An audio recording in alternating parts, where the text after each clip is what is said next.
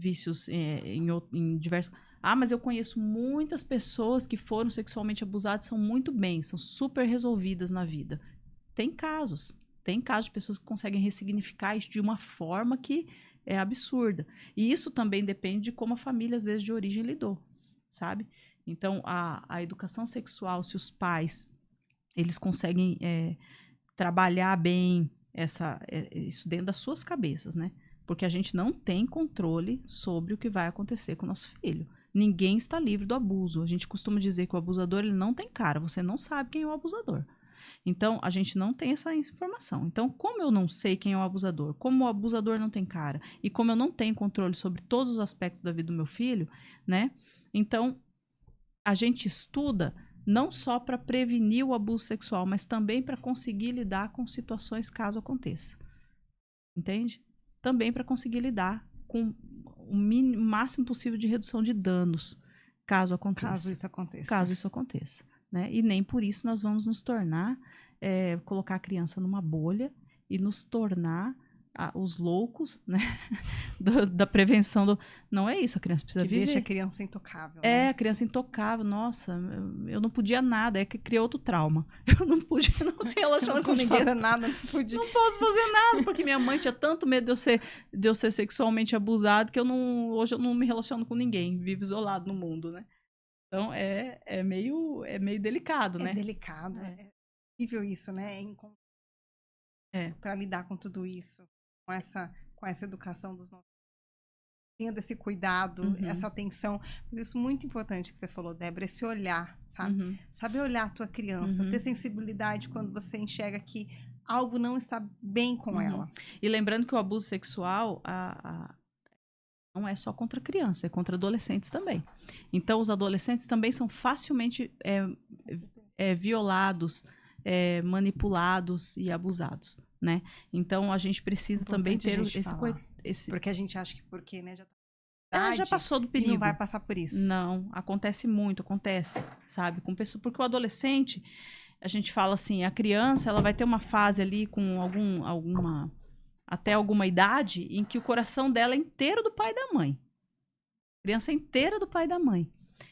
Quando ela entra na adolescência, ela muda. Ela já não é mais do pai e da mãe, ela é do amigo. Ela escuta pai e mãe até tal idade, até entrar na adolescência. Quando ela entra na adolescência, ela muda o ouvido dela muda de direção. Ela passa a escutar o amigo. Ela passa a escutar... Então, é por isso que é difícil pra gente. A gente tem um tempo pra gente fazer essa formação desse filho.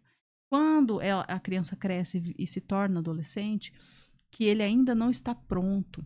Hoje, os estudos mais recentes falam que o córtex pré-frontal termina de se formar ali com 25 anos de idade.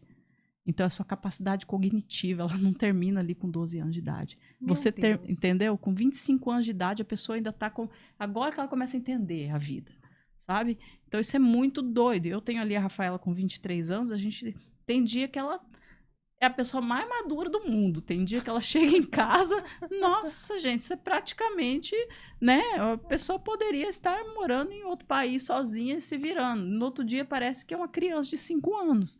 Então, você tem que ficar lidando com essas diferenças, né? E que é difícil pra gente, como mãe, como pai, porque os filhos que são fora da curva, mas eles necessitam da gente de qualquer maneira. De qualquer forma. De qualquer maneira, de qualquer forma. Você vai atender seu filho, você vai ajudar seu filho.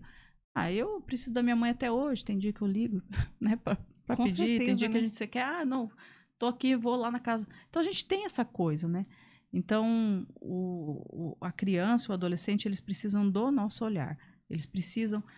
mas é difícil, é cansativo. É isso mesmo. É difícil e é cansativo, né? Você está formando um ser humano. Um cidadão. Né? Formando uma pessoa emocionalmente que vai ter suas dores, suas questões, né? Meu Deus, gente, vocês estão aprendendo assim como eu? Não tem como não estar aprendendo. E tá aqui com muita pergunta, viu? Temos aqui bastante perguntas. Vou fazer. Ellen Patrícia, um beijo para você. Muito bom ter você aqui com a gente. Já mandou aqui uma pergunta também. Vamos fazer essas perguntas do chat aqui. Mas eu quero continuar, porque assim, que nem agora a gente falou sobre crianças e adolescentes.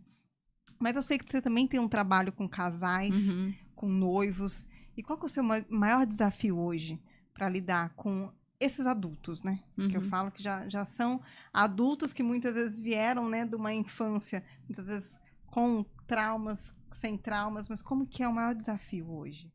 Olha, Débora? quando a gente começa a trabalhar com os casais, com os noivos especialmente, o que eu acho assim, mais desafiador é eles entrarem numa relação de intimidade real, né?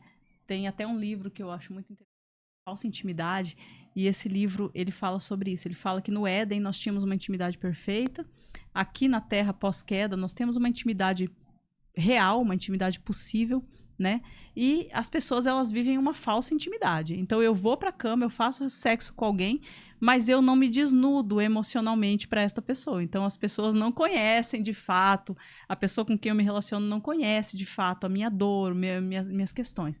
E quando a gente começa a trabalhar com os noivos, que estão ali à véspera do casamento, que já estão à flor da pele. A flor da pele, com tudo acontecendo. Com toda aquela coisa. E você começa a trazer questões mais profundas sobre o relacionamento deles, sobre eles mesmos como ser humanos, sobre a relação deles com os pais, sobre tudo que o casamento vai trazer, sobre todos os confrontos. E a gente começa a trabalhar isso. Antes da gente chegar na relação sexual, né? Que, inclusive, esse livro ele traz essa questão, né? Que muitas pessoas vivem essa falsa intimidade, vivendo esses relacionamentos e, por isso, inclusive, adulteram. Porque é mais fácil eu adulterar e viver um relacionamento sexual fora do meu casamento, com alguém com quem eu não vou ter, às vezes, até uma prostituta, algum garoto de programa, do que eu me envolver emocionalmente com alguém que me conhece, com alguém que sabe, que olha pra mim e sabe que eu não tô bem e falar a verdade, né? Esse livro ele traz assim, dizendo que Adão e Eva eram tão íntimos um do outro, que eles estavam nus e não sentiam vergonha, né? Então você imagina que nível de profundidade, de intimidade, de conhecer da alma, né? Um do outro ali, antes do pecado chegar. E aí, após a queda, a gente vive esta vida tentando suprir esse vazio emocional. Então, quando a gente começa a trabalhar com os noivos, com os casais, e a gente começa a mexer nisso, o meu maior desafio é vencer o medo desse casal terminar, porque já aconteceu.